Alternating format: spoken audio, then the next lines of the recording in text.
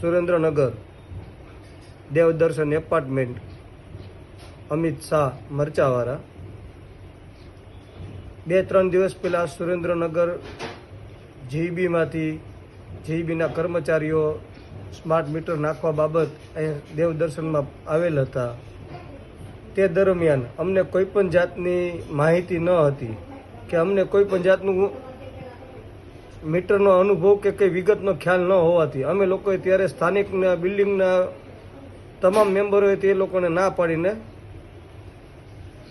પાછા મોકલેલા હતા. ત્યારબાદ સુરેન્દ્રનગરના મુખ્ય અધિકારી જીઈબીના ગઢવી સાહેબે રૂબરૂ મારા ઘરે મુલાકાત લઈને મને વ્યવસ્થિત બધું વિષય જે મીટરનો પૂરતું જ્ઞાન આપ્યું અને ત્યાર પછી મેં મારા પોતાના ફ્લેટમાં આ મીટર નખાવ્યું છે.